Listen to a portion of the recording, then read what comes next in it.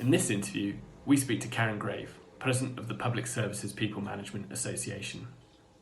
COVID-19 is clearly having a massive impact on public sector organisations, and we've all been massively inspired by the way they've responded to this crisis. With 9 in 10 people saying that they do not want to return to living in the same way, we speak to Karen about what she sees as the major impacts that COVID-19 is going to have on public sector organisations, their leadership teams, their staff, and importantly what she thinks are the key conversations that HR professionals should be having in their organisations at the moment.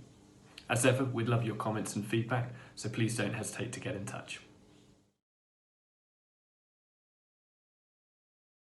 So I'm Karen Grave, President of PPMA, which stands for the Public Services People Managers Association. So lots of words there, which is they have the acronym. We have 4 core priorities as a membership organisation, and as a membership organisation, we represent HR and AD professionals right the way across public service. So we have colleagues from central government, local government, blue lights, and some of our charity sector colleagues. There are 4 core priorities for our work on behalf of our association. One is to encourage good workforce policy. The second is to sustain national and regional networks, so an annual conference, regular get-togethers, typically face-to-face, but in this new world at the moment, there's a lot more technology.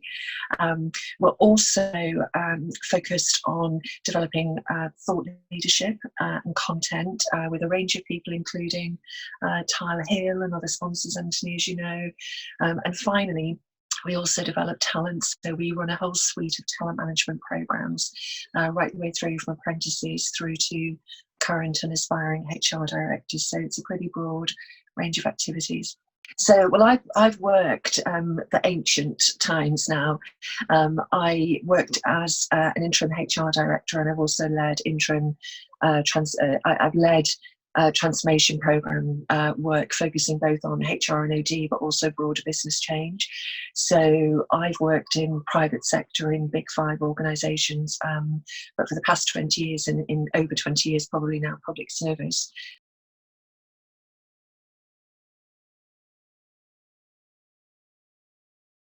Flexible working and remote working have been opportunities that public services have pushed for a great number of years now. It's fair to say that there are parts of communities who actually can't do remote working, and that's absolutely, that's fine. There's always going to be a mixed economy in terms of how these opportunities will affect different groups. But there's a huge chunk of our workforce who are on the front line and putting their lives at risk every single hour of the day. And of course, we need to think very carefully about our NHS colleagues, but we've got colleagues in blue light, in local government, and what we're seeing now for public servants with the COVID-19 forced working from home is that for us, it's just it is a forced opportunity to implement what has been available policy for a very long time. And I think, it's just going back to this issue about 9 out of 10 people saying that they want to live differently. I think that's great. Not just from the perspective of HR and OD people, but our health colleagues will love that idea. The time we're talking about, commuting's not healthy. It's really not healthy. Taking more walks, taking breaks during the working day is really important. And I think my other observation on this 9 out of 10 issue, which I think we must not lose sight of, is that we can't rush to judgment too early on this. So many of us are at home responding, saying we want to work differently, and that's absolutely great. But for some people in that 9 out of 10, working from home is actually putting them in physical danger if they're in abusive environments. We know we've got 50% drop in referral for children who are potentially at risk, and that's deeply, deeply worrying. We will probably, I think if we did this survey in 6 months' time, we might have a very different result. Because working from home, I do it quite a lot. It's not easy, it's not necessarily a panacea to face-to-face physical working environments that might not be ideal either. So I think there's a lot to learn. Certainly a lot of immediate feedback that chimes in with what HRNOD has been looking to push. But in 6 months' time, we also have to think about the longer term. And we change as we go through phases, don't we? You know. But I'm also not surprised that the majority of people are still reflecting that they actually want to be in a more social environment. You know, we're social creatures, and working with colleagues where you can see them face to face, I think we're finding this is massively important to us. I think the extent to which it hasn't been taken up is a function of a number of other things going on in organisations. So it's the idea that if I've got people working remotely, how do I make sure that they remain engaged? How do I ensure that they remain well? How do I ensure that they remain committed to our organisation? How do I make sure leadership remains visible if I've got people working remotely? And how, in essence, do we assure ourselves that we can generate productivity if we've got people working from home? So I think it's really interesting. You know, for some of us, it's been exhausting in trying to move thousands of people from office-based environments to working from home in, you know, sort of 2 weeks, whatever it's been. But actually, it's a laboratory in, you know, how do these policies work in practice. So it's been challenge and it's been opportunity. So we might get a different result, Anthony, if we look at the data in 6 months' time.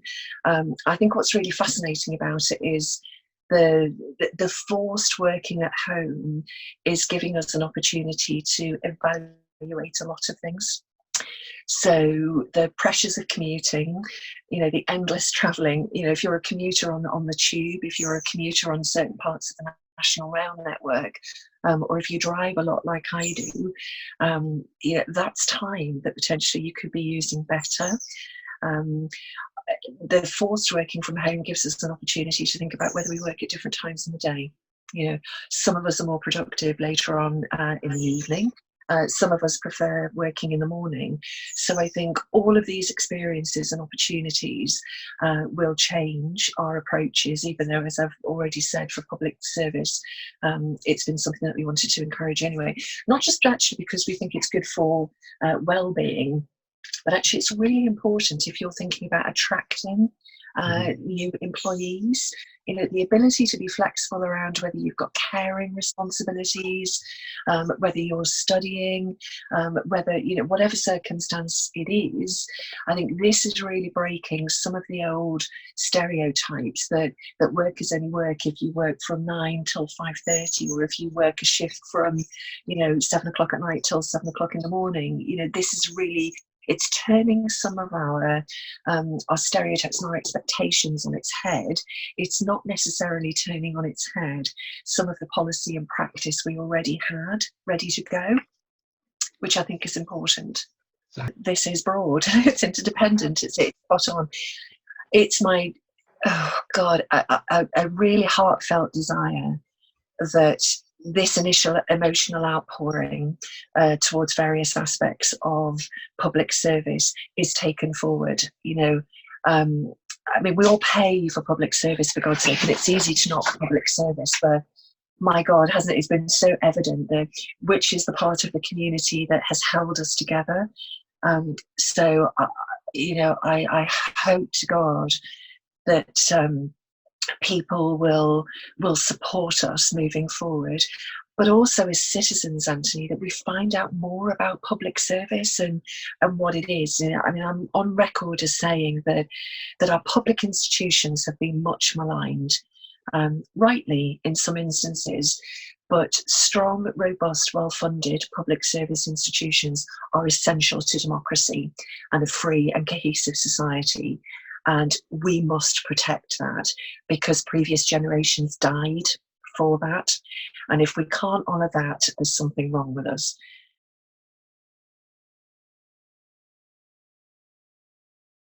So it's a brilliant question, actually, because I think what your question does is it gets us to the point that culture isn't typically homogenous within an organisation anyway. Mm.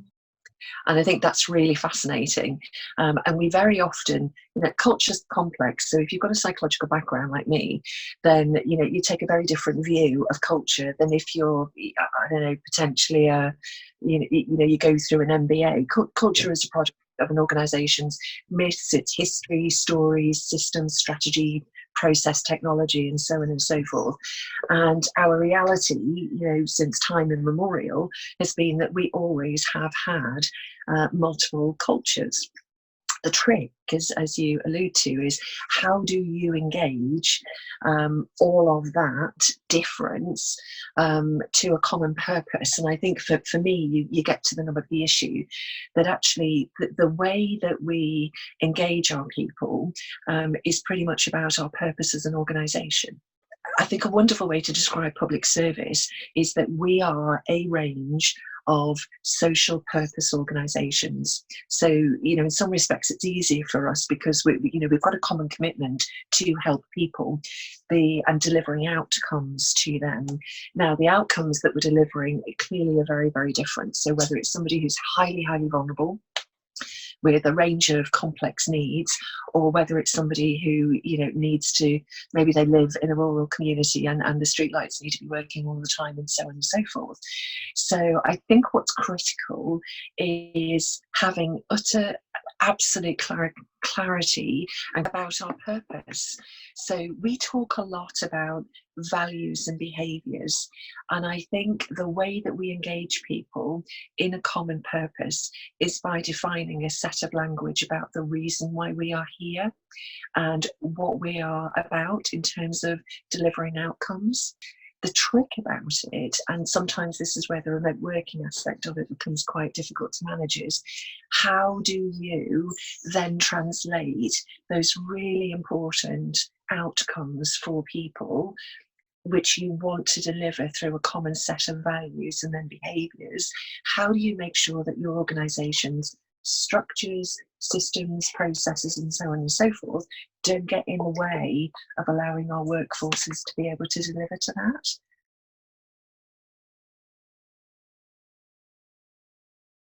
So I want to grab the visible leadership bit first, because I think you can rarely be too visible, actually. And I think the data, there's some really amazing work out there right the way across the HR and the OD field.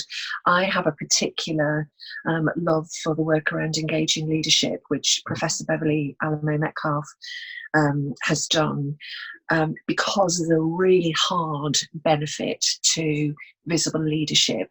And that is this link with engagement and well-being and productivity.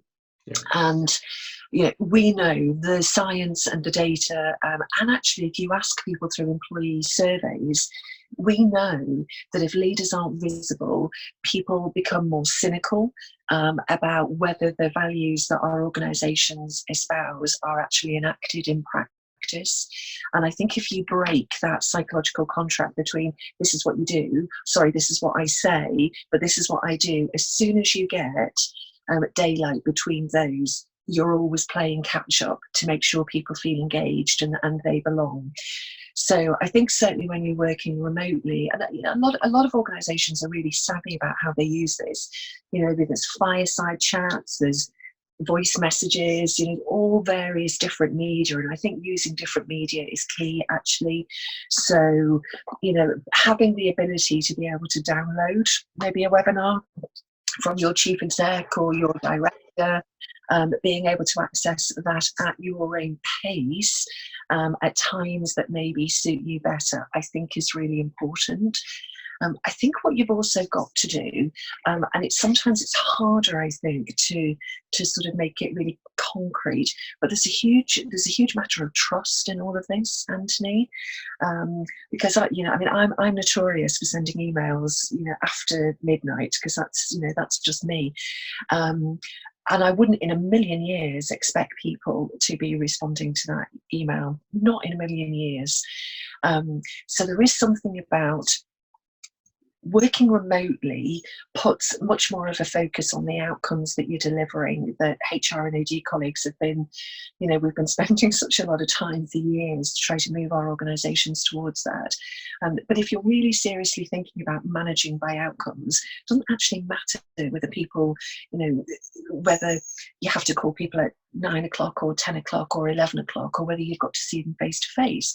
There is an element of trust here. There's an element of, you really need to understand what drives your people and what's the best way to engage them. And what we've got to stop doing when we build comms strategies and wellbeing strategies is take the 80-20 approach. If we're really serious about this, and if we really care about our people, if we really mean that we want to talk and walk compassion and love and care, it means that we need to be managing, leading, collaborating, listening, talking to our people every single minute of the day. It doesn't mean you've got to do specific interventions in the day, but if you're managing a team of people, you're actually interacting with them every single day of the week.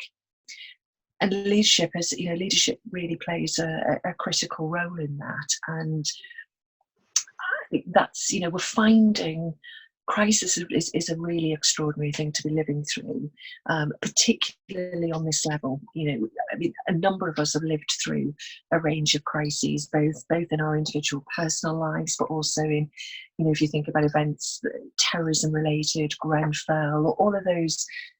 Society has its memories, its traumatic memories, that have brought about change, maybe not quickly enough or impactfully enough.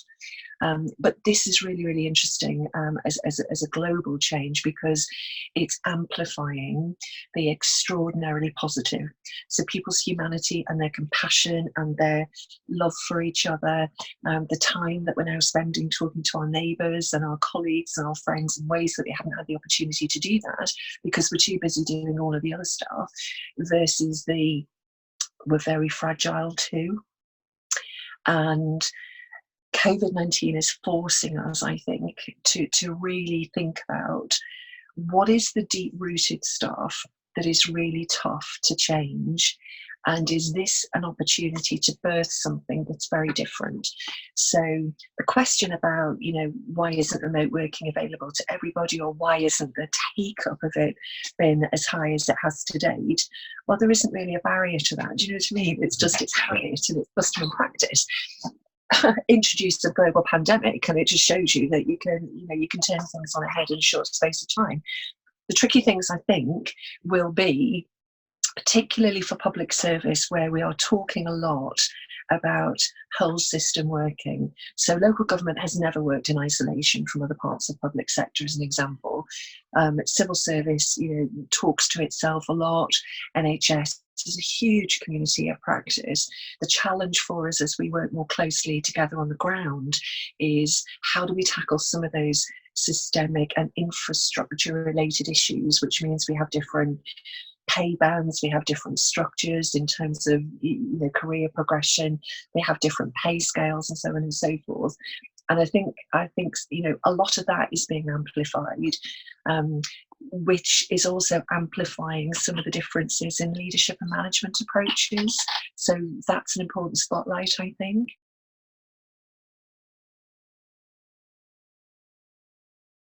I think the first thing you have to do is you have to think about your leaders' mental health and well-being. Leading anyway, full stop, is exhausting. So anybody who tells you that they don't get knackered and frustrated in a leadership position, they're not telling you the truth.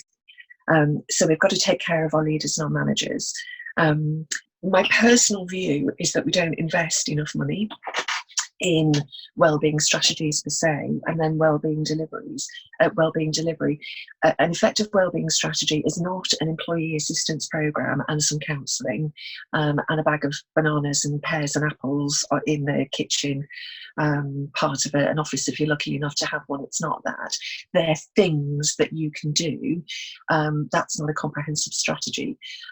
My personal view is that we we will have to look at all of this differently in terms of the offering that we provide and the frequency, principally because a lot of us are expecting that we're going to see a really high incidence of PTSD in our communities, both those who are already working on the front line, but those who through the experience of being remote from their colleagues in their workplace will be experiencing anxiety and loneliness. So I think, so my answer to the question in short term is that for those of us who don't have a holistic and a broad-based and sufficiently invested in wellbeing strategy, we need to bloody well sort that one out, and because it's going to bite us on the bum sooner rather than later. With respect to PTSD, we really need to think about how we handle the return of workers, accepted that it is probably going to be phased, and we're probably going to be talking about working days that are no longer 9 to 5, because I think that helps you feel less isolated. So the language that we use in this whole experience is very, very important. And certainly from a PPMA perspective, we've been doing a lot of work around behaviour science in terms of understanding how nudge theory, it's sometimes counterintuitive actually, but that actually can really support people. So if I hear social distancing, I feel isolated, Anthony. My work environment hasn't changed that much, but I go, God, I feel really isolated. But if you say to me, socially connected, but physically distanced, I feel absolutely fine. So just that slight change in language, and leaders and managers of all of us, HR and OD colleagues, can really help on this. That is going to help. Really important point on the PTSD issue.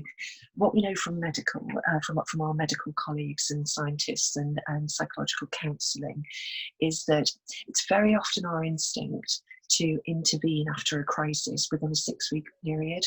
So there's a wonderful team. I think they're based out of St Thomas's, but I will, if we can do a follow up on this, I'll post the relevant data.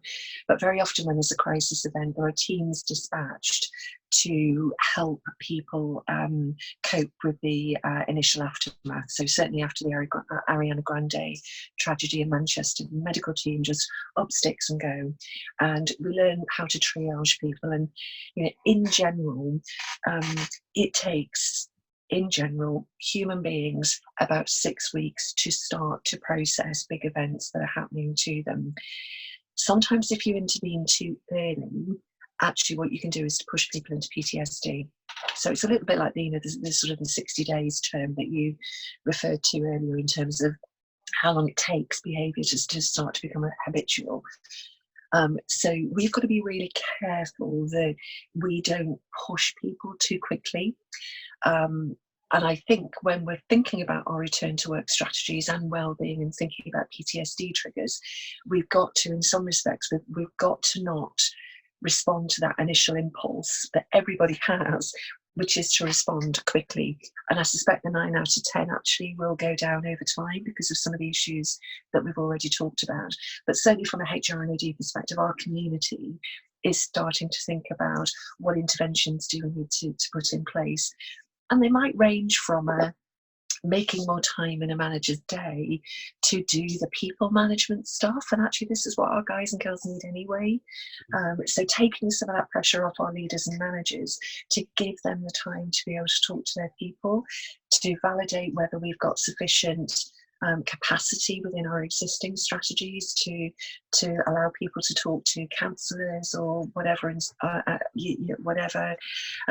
We're working with some psychologists at the moment to roll out some structured interventions that range from 5-10 minutes to 20 minutes to help people going, so that they hopefully won't find themselves in struggle later on down the line. So we'll start to come out with some of that in a couple of weeks' time, because it takes time to think about it. You can't just respond overnight.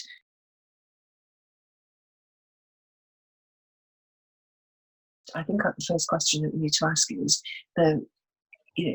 who do we want to be when all of this is over? And if you're again really clear about what your purpose is, it's that who are we serving? Have the needs of the people that we thought we were serving at the beginning of COVID-19, are they still going to be the same people at the end of all of this? And the answer is they're not going to be. The needs of some parts of our community will probably be magnified, but there will be another range of people who come into that. So the asking who we want to be in terms of our values, what it is that our broader community are going to need, and we need to engage with our stakeholders at every level to do that, then leads us to the what do we need to look like, what resources do we need to be able to deliver and enable that effectively, what skills. I still use the old language about knowledge, skills and abilities. Other people talk competency and capabilities. It's absolutely fine. But once we understand the who, what, why, getting into the how and the structures is actually relatively sensible. This issue, the issue you touched on about thinking and putting the work in now, is absolutely critical, because we wouldn't build a house on shaky foundations, would we? We've got a whole regulatory system that says, that is a really stupid idea to do that. That analogy is absolutely coherent with our organisational life. So the more we're fighting fire and the more we're chasing our tail and the less time we have to think about the long term, the more vulnerability we are building into our systems. And, if I could only have one hope out of all of this, is that we would collectively harness that desire, that every leader, manager and employee would say, I just want time and space to think about what this thing needs to look like, because we are not going to get a second chance at getting this right. We're not going to get 100% of this right first time, and that's okay. We're going to learn, we're going to make mistakes, but this environment, there's also something about this environment that kind of, because all of a sudden we've just all accepted that we're going to make mistakes, we've got a permission to really think and to engage and talk with people outside our normal networks. And I just think that's the most important obligation that all of us have got at the moment. HR and OD, we can provide that framework, certainly around the very traditional people aspects of that, but at the moment we're just a collection of human beings going through times that none of us have ever lived through before, and I think just somehow accepting that commonality and our vulnerabilities and common human purpose is actually what's going to get us through this.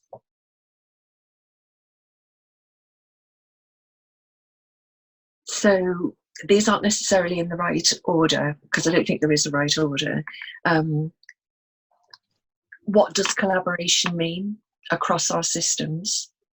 Because that gets us into the structural health system stuff.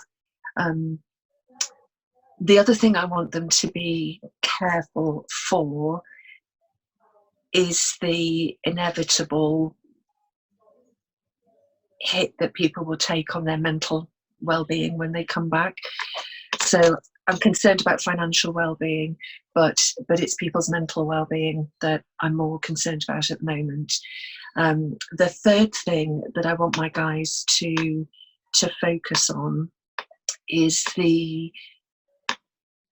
this is an extraordinary opportunity to bring to bear our collective knowledge and understanding about the organisational space. And it's an opportunity we're not likely to get again. So rather than taking an approach that says, I'll talk about reward here and I'll talk about something else over here, for God's sake, don't do that, because everything we do within HR and OD has enormous interdependencies and overlaps. So if you're just going to talk about well-being here, but you don't think about the consequence on remote working, agile working, how we might redeploy people, how we capture the opportunity that we've had to give people opportunity to work in different roles that they wouldn't have had otherwise, we've got to harness our profession holistically and have that conversation with our leadership and management community. I also dearly hope that this long overdue experiment in strategic workforce planning is taken forward, but we need the development and the talent budget to reinforce that. But smart public service organisations will create and tell and navigate the stories of how they have harnessed their employees and the collaboration across other public sector organisations and the voluntary and community sector who have been extraordinary, and they will tell that story well. And if they tell it well, it will compellingly set out what that organisation stands for, the contribution it makes, not just to its own individual organisation, but the broader public service economy, and more importantly, our community and our people. So let's hope we have an awful lot of that. And certainly from a HR and an OD perspective, we'll be working our proverbial what's-its off to contribute to that in a bigly way. I mean, I think that's the last of the questions from me. So what remains for me to say to you, especially, is thank you for doing this, but secondly to you and the broader HR community that is doing a phenomenal job across the entirety of the public sector and private sector at the moment, and often very unseen, because actually, you're not at the front line. You're not the ones that are out winning the business in the private sector, but if it weren't for you and the brilliant role that your colleagues are doing, then organisations wouldn't be where they are. So thank you.